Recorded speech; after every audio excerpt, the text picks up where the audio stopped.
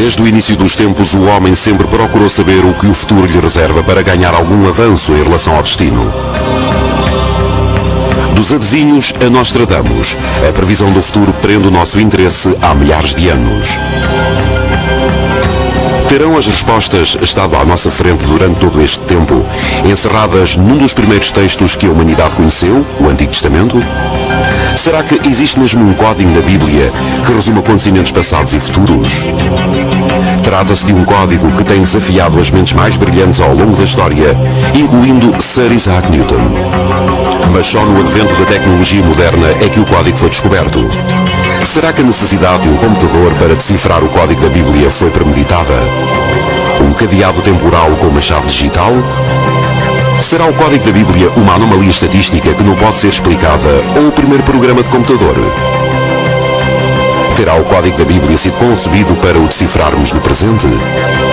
Servirá ele para nos dar as respostas que procuramos ou para nos avisar de eventos futuros?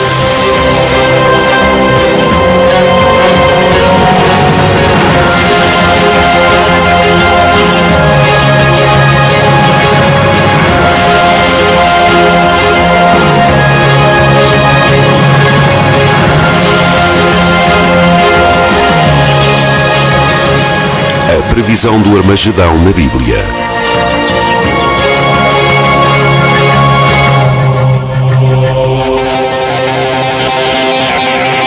O Código da Bíblia 101. Trata-se de um código que causou espanto, consumiu e frustrou teólogos, investigadores e matemáticos durante centenas de anos. O mundo está cheio de códigos, e os códigos atraem-nos porque nos sugerem que a vida não está apenas cheia de sons e movimentos sem significado algum. Os códigos dizem-nos que tudo na vida significa algo. É isso que é um código. Os primeiros investigadores do código remontam ao século XII, quando se acredita que os rabinos começaram a procurar a assinatura de Deus na Bíblia. Eles acreditavam que, ao encontrar mensagens na Bíblia, podiam encontrar a palavra de Deus que desejava comunicar-lhes algo mais. Eles passavam todas as horas que podiam à procura de puzzles para resolver no grande livro. A sua busca fez despertar a curiosidade das gerações que se seguiram. A história começa no período medieval, no tempo dos cabalistas, que argumentavam que tudo o que foi, tudo o que é e tudo o que será, até ao fim dos tempos, está incluído na Tora, da primeira à última palavra. Tudo se pode encontrar nesta escritura sagrada. Supostamente, eles começaram a conceber esta tese há 2000 anos e foram-na desenvolvendo ao longo dos tempos. Para os cabalistas, a Bíblia não é um texto. A Bíblia é um organismo vivo. Ela vive. É uma entidade mística e divina. Ela participa da divindade. Não foi escrita por Deus. A Bíblia é de Deus. No século XVIII, um dos maiores estudiosos da Bíblia, o Rabino Elaio de Vilna, afirmou que tudo o que aconteceu e vai acontecer está na Tora. A intenção desta afirmação tornou-se objeto de grande debate. Alguns acreditam que ele afirmava apenas que a Bíblia era um guia para a vida. Outros acreditam que ele estava a afirmar que existiam códigos na Bíblia capazes de revelar os segredos do universo. Elijah de Vilna era um leitor muito cuidadoso. Ele observava a estrutura dos textos, observava sentidos escondidos no texto. Analisava cuidadosamente as iluminuras e procurava a sua interpretação. Para ele, pensar em código era algo natural.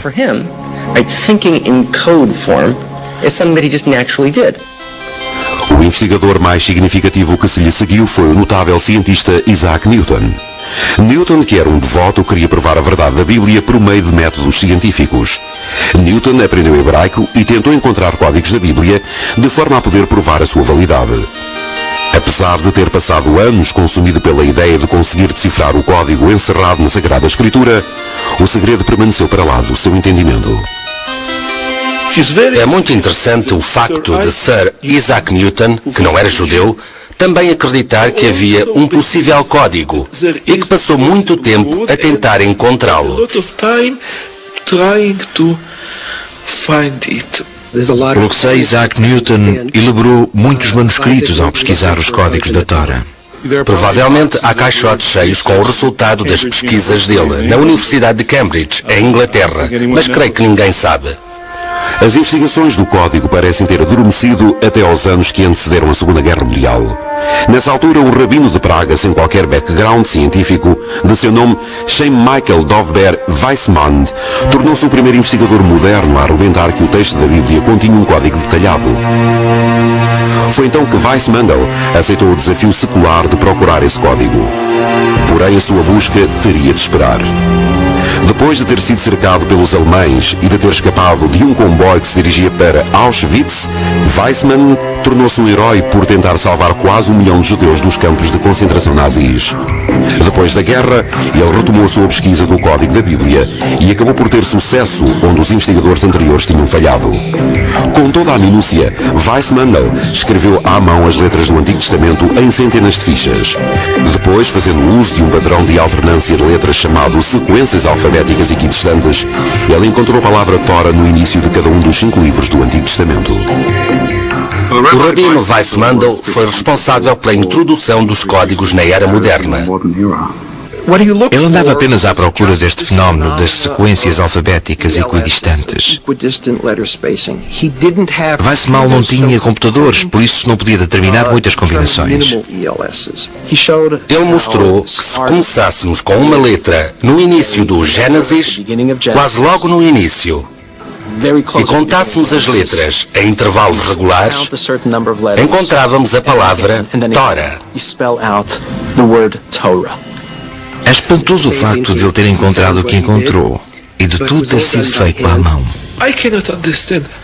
Não consigo compreender como é que ele conseguiu descobrir os belíssimos códigos que descobriu. Ele era um gênio. Não tenho outra explicação. Apesar da proeza de Weissmann ao descobrir códigos na Bíblia ter sido admirável, os investigadores teriam de esperar pelo advento dos computadores para conseguirem decifrar o código. O que terá acontecido no intervalo de tempo entre as descobertas de Weissmann e os computadores atuais? Por que é que os computadores relançaram toda esta investigação de uma forma tão emocionante? Sem um computador, a investigação do código seria feita no espaço de alguns milhões de anos, mas com um computador, deciframos os códigos em apenas alguns segundos. Os computadores são um aceno divino. É como se a Bíblia pedisse que olhassem para ela de novo de uma forma mais aprofundada. Faz todo o sentido, dentro da lógica espiritual, que os computadores venham a revelar uma noção totalmente nova dos códigos. Sem o computador seria impossível. Mas o que é ao certo o código da Bíblia e como é que funciona? O código da Bíblia é uma teoria segundo a qual existem mensagens escondidas no texto da Bíblia, que se sobrepõem ao atual texto das Escrituras. São mensagens encriptadas, escondidas. São palavras ou partes de frases que surgem quando não se lê a Bíblia letra por letra, mas sim determinadas letras em intervalos regulares. É nesta teoria que consiste o código da Bíblia, isto é, que existem mensagens escondidas na Bíblia que podem ser extraídas se usarmos o sistema das sequências alfabéticas equidistantes. O código da Bíblia é decifrado por um programa de computador que revela sequências de palavras de acordo com um padrão estabelecido. Primeiro são introduzidas no programa de computador determinadas palavras-chave. Em seguida, o programa pesquisa todo o texto da Bíblia, fazendo uso de uma alternância específica de letras, a que se dá o nome de sequências alfabéticas equidistantes para encontrar essa palavra. É importante notar que quanto mais curta for a alternância entre letras, gerada pelo computador, mais incríveis são as descobertas. No caso da palavra ser encontrada, o investigador vai para o passo da Bíblia onde ela se localiza. Esta área dá-se o nome de grelha ou matriz. A grelha é então cuidadosamente examinada em busca de outras palavras que possam relacionar-se com a palavra localizada pelo computador. Aqui temos 3 palavras, ordem, comida e rosas. Temos um número igual de letras de intervalo na palavra ordem, que surge de 10 em 10 letras. Uma distância igual entre as letras da palavra comida, que surge também de 10 em 10 letras. E no caso da palavra rosa, esta surge de 11 em 11 letras, a contar para trás. É assim que pesquisamos no computador, mas usamos hebraico em vez de inglês. As regras são bastante flexíveis. Podemos começar por uma letra qualquer à nossa escolha e podemos escolher um intervalo que quisermos entre elas. Mas o principal é que assim que escolhemos um determinado intervalo, temos de manter sempre o mesmo. Por vezes encontramos uma palavra ou uma parte de frase com significado. Outras vezes não encontramos nada que faça sentido. O matemático lituano Elian Rips é considerado o descobridor moderno do código da Bíblia. Em 1985, Rips, em conjunto com a sua equipa de investigação, desenvolveu um programa de computador para encontrar mensagens escondidas na Bíblia. Eu li algo sobre o código em finais dos anos 70. O livro que me chamou a atenção para a existência do código foi um livro publicado pelos alunos do rabino Weissmandl. Percebi imediatamente que havia ali algo muito interessante, que devia ser estudado de forma mais aprofundada. Pegando onde Weissmandl tinha parado, Rips e a sua equipa começaram a desenvolver um programa de computador que procuraria padrões regulares simples dentro da Bíblia. Os resultados foram imediatos. Primeiro começaram a surgir frases simples. Passado pouco tempo, Rips percebeu que tinham decifrado algo que podia ser estrondoso. Para provar a sua descoberta do código da Bíblia, Rips e a respectiva equipa levaram a cabo duas experiências e escreveram um artigo que voltaria do avesso à comunidade científica e religiosa. Para testar a validade dos códigos, os investigadores fizeram uma lista dos nomes de rabinos importantes da história, em conjunto com as suas datas de nascimento e morte. Em seguida, procuraram-nos com o sistema de sequências alfabéticas equidistantes no computador, em todo o Antigo Testamento. Os resultados foram arrepiantes e forneceram provas ainda mais fortes da existência do código.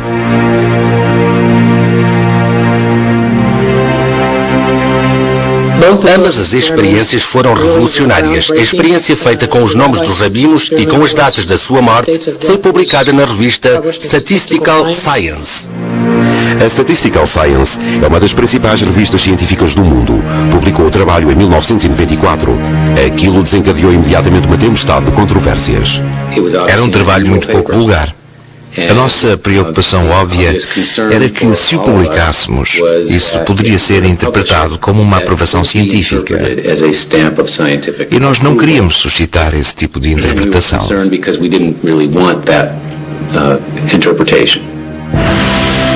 Com o sucesso de Rips e da sua equipa, o desafio secular de encontrar um código na Bíblia tinha sido alcançado. Mas o que é que está contido no código? O que é que o código procura dizer-nos?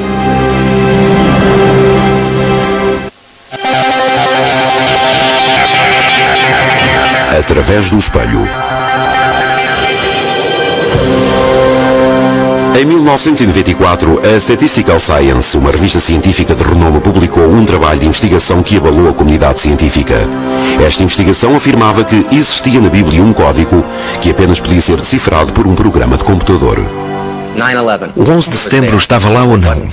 Vamos partir do princípio que estava. O assassinato de Rabin, por que é que as pessoas ficam entusiasmadas com a simples possibilidade deste poder estar codificado? Vamos colocar a questão de outra forma. Por que é que o ser humano tem uma vontade profunda de acreditar que os códigos são verdadeiros? A resposta é simples. É porque o ser humano quer acreditar, merece acreditar, e na minha opinião isso está certo, que a vida tem significado, que a vida é uma coisa importante. Estou sempre a encontrar notícias atuais que surgem em combinações estatisticamente impossíveis, bem como padrões regulares ou aquilo a que eu chamaria marcas de água. Se queremos ver se uma nota é verdadeira ou falsa, verificamos a marca de água. O que nós encontramos na Tora foram marcas de água.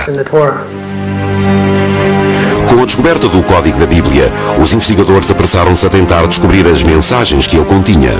À medida que aprofundavam mais, os investigadores descobriram predição atrás de predição. Desde o primeiro voo dos irmãos Wright em Kitty Hawk até à mais recente epidemia da pneumonia atípica. Serão estes códigos encontrados na Bíblia um mero relato da história ou serão mais que isso? Os investigadores que seguiram o exemplo do Rips descobriram uma multiplicidade fascinante de combinações. Estas combinações apresentam palavras que se encontram próximas no texto bíblico e que descrevem acontecimentos significativos que moldaram o curso da história. Todos os dias podemos fazer matrizes com acontecimentos históricos em que sabemos os factos e a partir deles desenvolvemos a matriz. Há muitas histórias de investigadores de códigos na Tora que encontraram coisas por acaso. Eles não estavam a fazer nenhuma experiência, mas estavam a olhar para uma tabela e acabaram por detectar várias palavras-chave.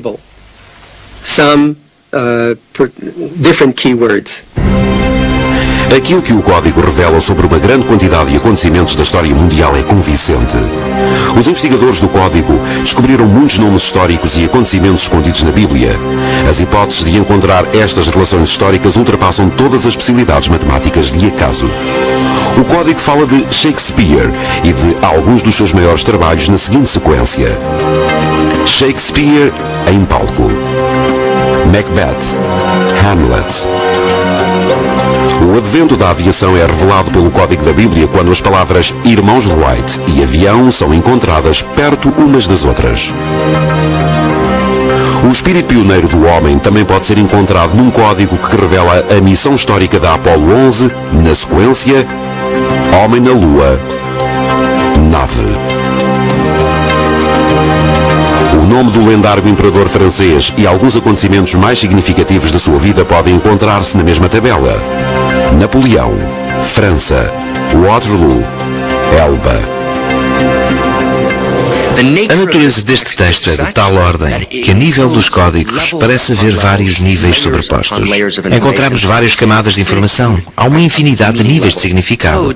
Os códigos não são mais que esses significados infinitos. Foram também encontrados os nomes dos cientistas mais conhecidos e o impacto que as suas descobertas tiveram no mundo.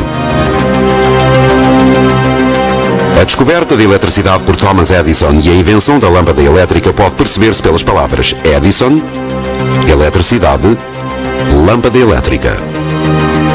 A teoria da relatividade de Albert Einstein, que revolucionou a ciência moderna, foi descoberta numa tabela que continha as palavras Einstein, ciência.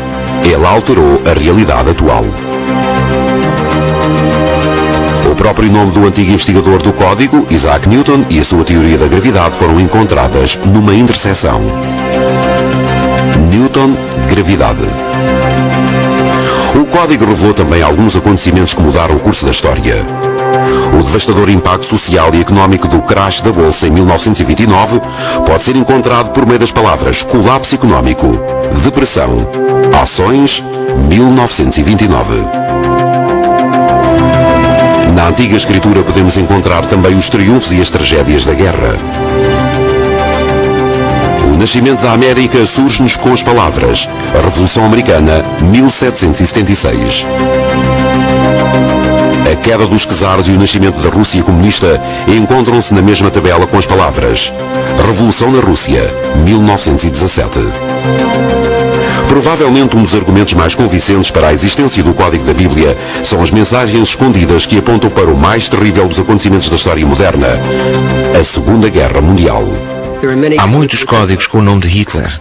Existe mesmo um que tem as palavras Hitler e Nazi. Os nomes de algumas figuras-chave e frases parecem surgir claramente destacados num padrão consistente. A ascensão de Adolf Hitler pode encontrar-se com as palavras Hitler, Nazi e inimigo. Na mesma tabela, o sofrimento que Hitler causou ao mundo pode encontrar-se com as expressões homem mau e massacre. O ataque do Japão a Pearl Harbor encontra-se nos códigos vai bombardeá-los, destruir, aniquilar. Na mesma sequência, encontra-se a entrada dos Estados Unidos na guerra, Guerra Mundial. O código revela mesmo com toda a clareza o uso que a América fez da bomba atómica contra o Japão. As palavras Holocausto Atómico e Japão surgem na mesma tabela, em conjunto com o ano específico, 1945. Se juntarmos isto tudo, não pode haver forma de isto ser um texto formado ao acaso. O trágico assassinato de John F. Kennedy e as suas circunstâncias misteriosas que rodearam a morte são destacadas em 3 formações distintas. A primeira é Presidente Kennedy. Morrer. Dallas. A segunda refere-se ao nome do assassino de Kennedy. Oswald. Atirador. Nome do assassino que vai matar. O nome de Oswald volta a surgir numa sequência. O nome de Oswald volta a surgir numa sequência que apresenta os acontecimentos que envolvem a sua morte às mãos de Jack Ruby. Oswald. Ruby. Ele matará o assassino. O nome de Robert Kennedy pode ser encontrado numa tabela em conjunto com o seu assassino. R.F. Kennedy, S. Saran. Na mesma sequência, o código parece sugerir que Robert Kennedy iria tornar-se presidente dos Estados Unidos em 1968, por causa da frase: "O segundo governante será morto".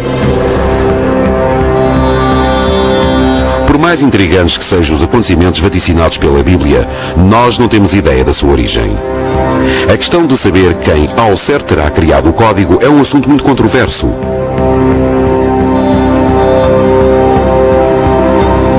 Terá a Bíblia sido codificada por Deus ou terá havido outro tipo de interferência?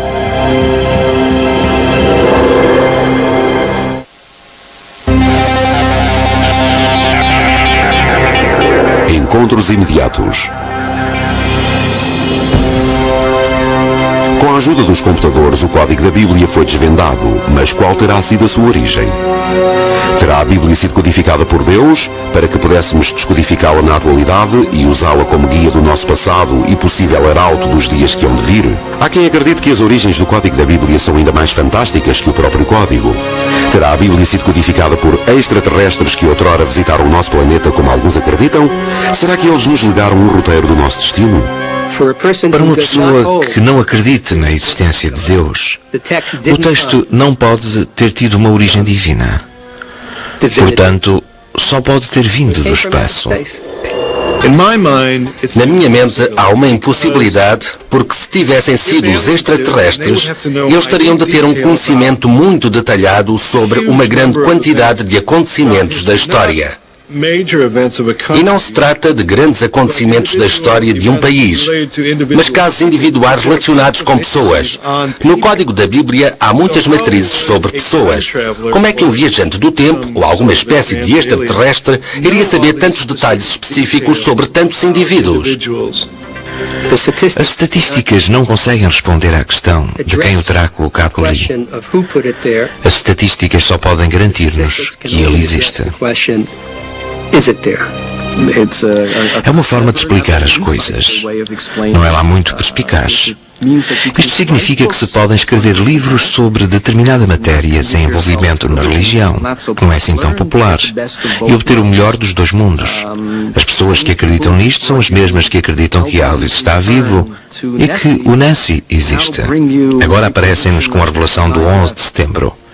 É um mercado excelente, mas eu espero que não haja muita gente a ir na cantiga. Não acredito sequer que haja a menor hipótese de terem sido os extraterrestres a colocar-nos aqui na Terra, ou que tenham sido extraterrestres a escrever a Bíblia com um código oculto. O código da Bíblia faz mesmo referência a ele próprio. A palavra Tora também surge codificada. Uma pista possível para a sua origem pode estar na sequência que afirma: foi feito por computador e a escrita de Deus gravada nas tábuas. A ideia de que pode ter estado escondido até aos últimos dias, em que surgiram os computadores, para mim tem lógica. Creio que podemos escolher de entre três possibilidades. A primeira é ignorá-lo completamente e provar de algum modo que é falso. A segunda é partir do princípio que foram os extraterrestres que nos deram a Tora. E a terceira é acreditar que ela nos foi dada por um ser divino. Creio que não há outras hipóteses. Mas isto é um processo gradual pelo qual as pessoas têm de passar quando investigam os códigos e procuram o significado por detrás deles. O que é que os códigos tentam provar-nos? O código tenta provar-nos que esta escritura, este documento, nos foi entregue por Deus no Monte Sinai. Vamos colocar a questão de outra forma. Digamos que alguém combinou um encontro connosco. Trata-se de um grande encontro. Esse alguém vai encontrar-se connosco no Hotel Waldorf Astoria, em Nova Iorque, às 3 da tarde do domingo. Quando lá chegamos não há ninguém, apenas um bilhete que nos diz: meu caro, estive aqui há 3.000 anos e infelizmente não estavas cá, mas deixei-te um bilhete. E como te amo muito, deixei-te instruções que vão indicar-te como deves viver até o resto da tua vida. Há uma corrente de pensamento que acredita que este fenómeno é avassalador e que as probabilidades disto ser um acaso são quase nulas. Qualquer ser humano sensato percebe que isto não é um acaso. O autor destes códigos tem de ser de origem divina. Mais que isso, não podemos saber.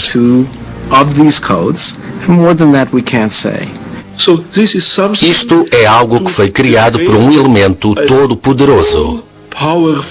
Nós decidimos dar a esse elemento o nome de Deus. Pessoalmente, eu acredito em Deus e acredito que Ele não se afasta das pessoas. Qualquer um que faça a sua vontade e lhe peça sabedoria há de ser atendido. E se fosse uma pessoa a interceder há 3000 anos, estou certo de que Deus lhe teria dado o código da Bíblia.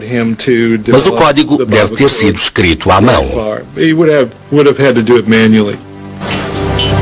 Mas apesar da admirável exatidão do código, os céticos argumentam que ele não existe. Terá o código da Bíblia vaticinado alguns acontecimentos históricos fundamentais? Ou será apenas uma anomalia estatística ou ardiloso um truque?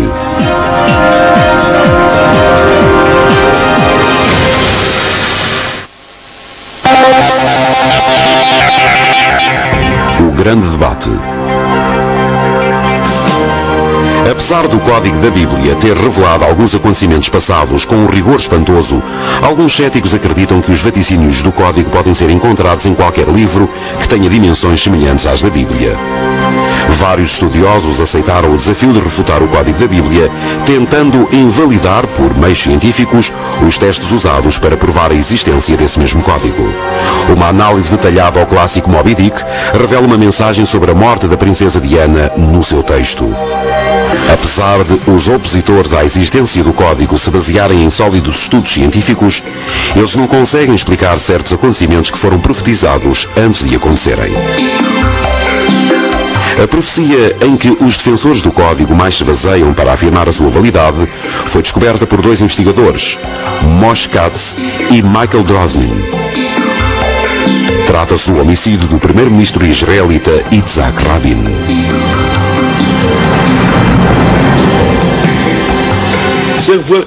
O que é que temos aqui? Acontecimentos futuros que foram profetizados. O caso mais famoso é o da predição do homicídio do primeiro-ministro Yitzhak Rabin, que foi descoberta por Michael Drosnin.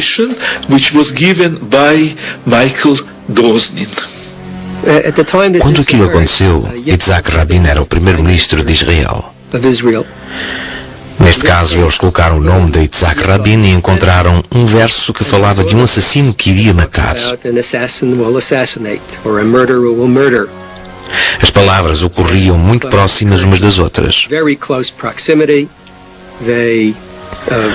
Os dois homens ficaram alarmados e enviaram cartas aos responsáveis da segurança e para o gabinete do primeiro-ministro, na esperança de que eles tomassem algumas precauções adicionais para que aquilo não chegasse a acontecer. Mas aconteceu.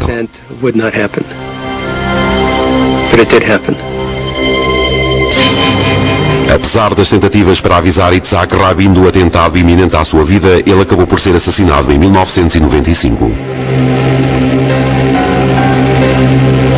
Mas os defensores do código continuam a interrogar se o código era um aviso ou simplesmente uma mensagem que indicava um acontecimento inalterável. É uma questão muito básica que nós colocamos. Não sabemos se aquilo se tratava de um aviso ou de um facto que estava destinado a acontecer daquela forma. Talvez esta seja uma variante do futuro que é discutido na Tora. Um dos investigadores mais confiantes do Código da Bíblia, sentindo que o vaticínio da morte de Yitzhak Rabin colocava um ponto final em qualquer dúvida que o Código pudesse suscitar, lançou um desafio público: encontrar a premonição do assassinato de um primeiro-ministro no Moby Dick. O professor Brendan McKay, que é a figura de proa do grupo dos que contestam a legitimidade do Código da Bíblia e que fez uma vasta pesquisa sobre o assunto, aceitou o desafio. Isto fez com que eu fosse buscar o Moby Dick e começasse a procurar assassinatos de chefes de Estado e de outras pessoas famosas. Encontrei vários. Encontrei, por exemplo, os de Indira Gandhi, Leon, pessoas famosas. Encontrei vários. Encontrei, por exemplo, os de Indira Gandhi, Leon Trotsky, Martin Luther King. Tenho aqui um onde se pode ver a morte do presidente Kennedy. Na vertical pode ver-se a palavra Kennedy. Em baixo podem ver a frase que diz, ele está morto. A verde podemos ver as palavras em carros, que é muito apropriada para ligar à morte de John Kennedy. Infelizmente, quando eu apresento imagens de códigos com premonições de mortes ou coisas semelhantes, há uma série de visitantes que vêm à minha página da internet que chegam à conclusão que Moby Dick, portanto, também foi escrito por Deus, assim como a Bíblia. Através da sua pesquisa, McKay chegou às suas próprias conclusões. É uma grande tolice, mas creio que querem uma resposta mais longa. Muito bem. Passei muito tempo a estudar isto. Tentámos e voltámos a tentar. Fizemos muitas experiências. E o que é que encontramos? Nada. Portanto, pelo que pudemos apurar, não há provas nenhumas de que o código da Bíblia seja uma realidade. Nunca ouvi falar de um único matemático ou perito em estatística que acreditasse no código da Bíblia. Mas alguns apoiantes argumentam que as probabilidades estatísticas de ter certas palavras a surgir em formações distintas são tão poucas que deixá-las ao acaso é ignorar elementos fundamentais da estatística.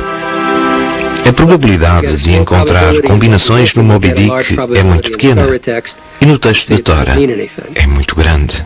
Portanto, o código não significa nada. Isto não é uma experiência, isto é um truque e McKay não passa de um mágico. Descobrimos tantos códigos que isto é invulgar, mesmo para a estatística. Já conseguimos provar que há aqui qualquer coisa, que há aqui algo que não pode ser obra do acaso.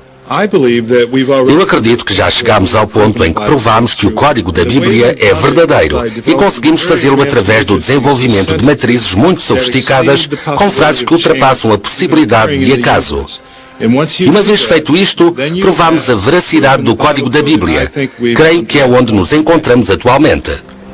Há outros investigadores que defendem que, fora as probabilidades estatísticas, devíamos olhar para a validade do código de forma diferente.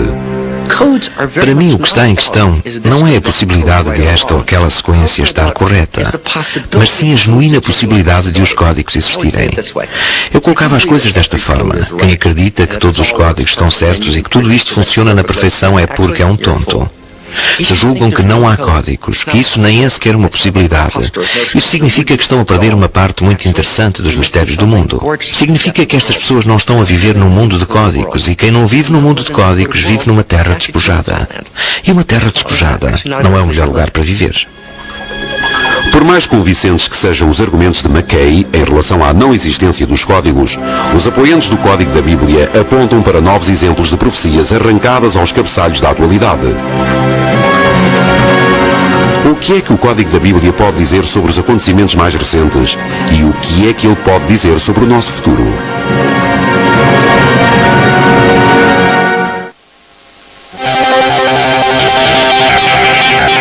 Profetizar o fim do mundo. Enquanto os apoiantes e os detratores se degladiam com argumentos, nós não podemos ignorar o facto de alguns dos vaticínios da Bíblia se terem tornado realidade. Alguns sentem que o futuro não pode ser conhecido até se tornar passado. Outros acreditam que quem sabe as perguntas certas a colocar pode desvendar o futuro. Se o Código da Bíblia pode predizer o futuro, qual é o futuro que nos aguarda? E será que está escrito? No passado recente, o Código fez algumas predições assombrosas. As eleições em que concorreram Gore e Bush, certo dia ia a caminho de casa e vi um jornal hebraico onde estavam as palavras Gore e Bush escritas em hebraico.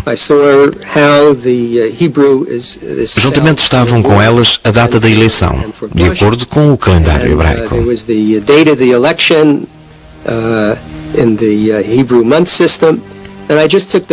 Eu peguei nessas três palavras, inseri-as no meu programa de computador e o resultado foi uma matriz muito pequena, em que as três palavras ocorriam em grande proximidade, creio que em 4 linhas e 5 colunas.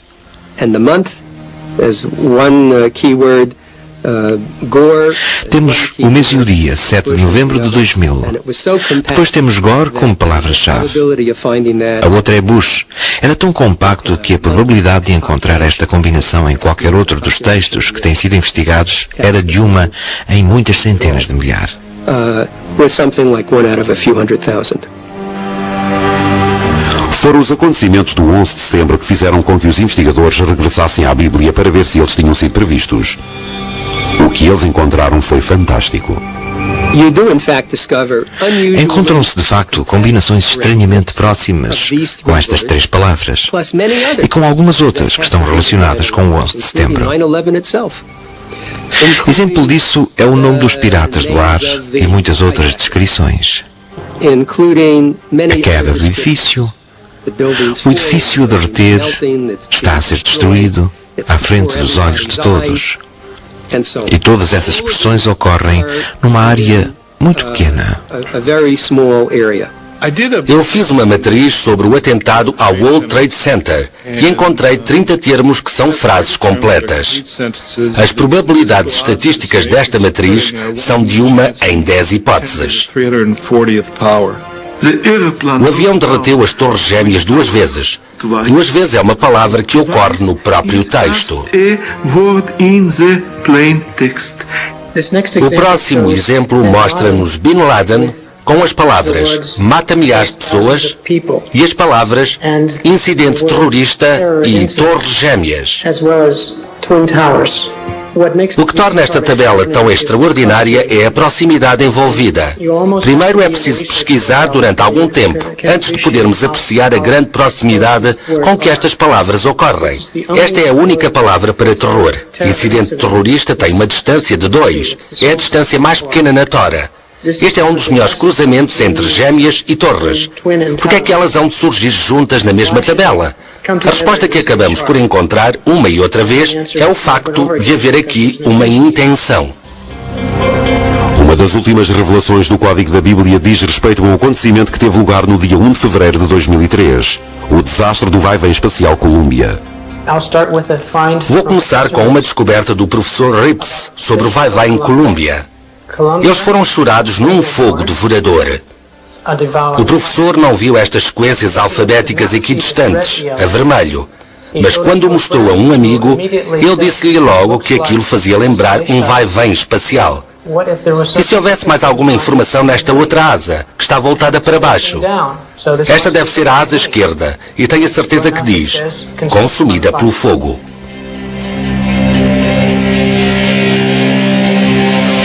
Até a guerra mais recente em que os Estados Unidos se envolveram foi vaticinada pelo Código.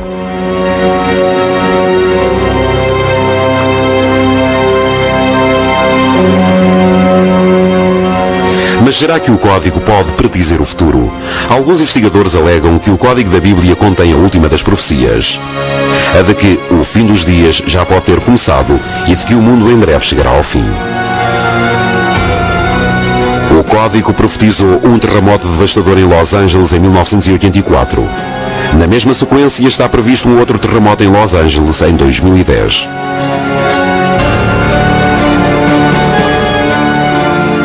O Código prevê também a destruição da Terra por um cometa em 2012.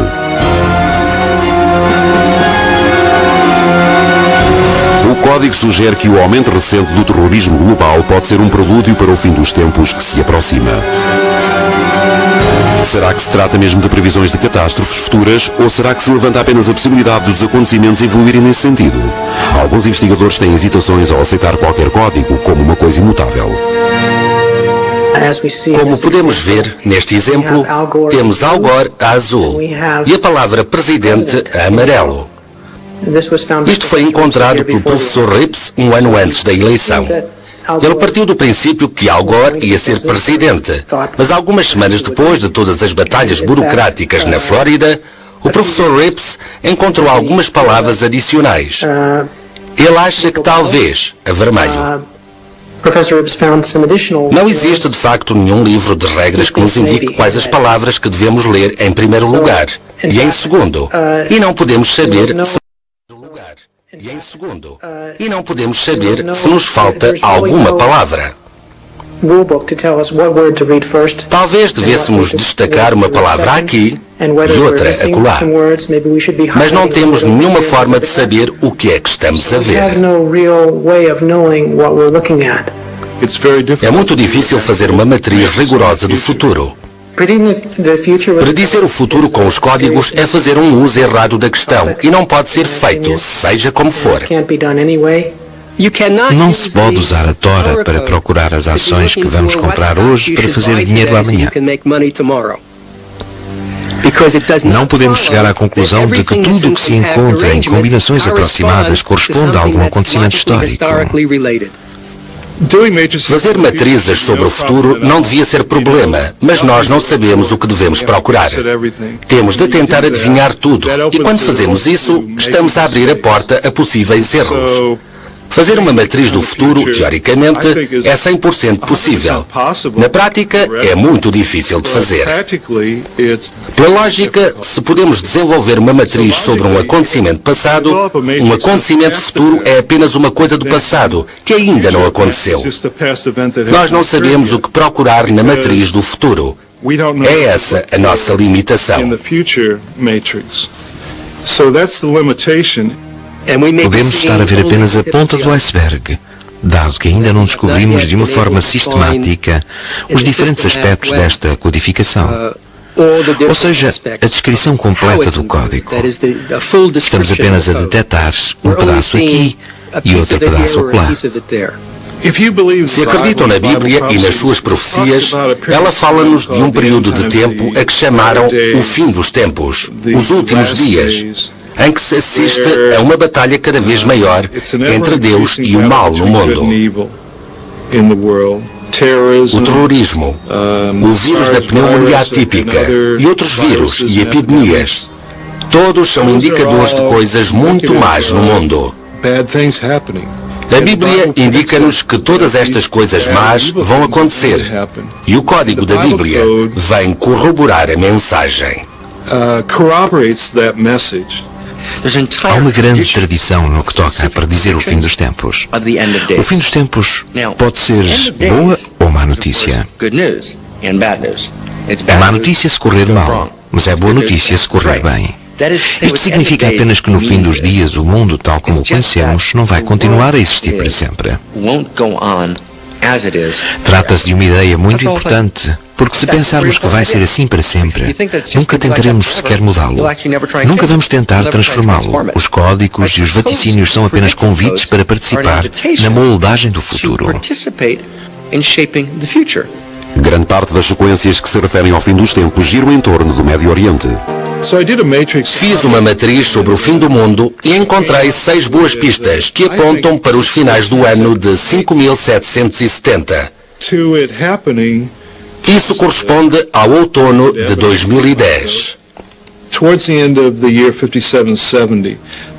Mas quem conhece a profecia sabe que este fim dos tempos dura cerca de 7 anos e que no início desse período há de haver uma trégua entre Israel e, apesar de não se especificar quem é, calculamos que sejam os países vizinhos. Uma das condições do acordo de paz é a divisão da cidade de Jerusalém. Em troca, Israel recebe uma garantia de paz. Parece com aquilo a que estamos a assistir com o Grupo dos Quatro e com o seu roteiro para a paz. O Grupo dos Quatro é constituído pelos Estados Unidos, as Nações Unidas, a União Europeia e a Rússia. Foram eles que criaram o roteiro para a paz, para resolver o problema israelo-palestiniano. Não acham que o que acabei de dizer se assemelha a um tratado de paz que estabelece a nação palestiniana? Eu acho que sim. Se assim for, e se a matriz que indica o outono de 5770 como o fim dos dias estiver correta, este tratado de paz tem de ter lugar em setembro ou outubro de 2003. Não estamos muito longe. Independentemente daquilo em que cada um acredita, há uma certeza. Nunca saberemos se as profecias escondidas nestas mensagens são verdadeiras enquanto os acontecimentos não passarem a ser história. Portanto, se o mundo vai chegar ao fim, nós poderemos nunca o saber.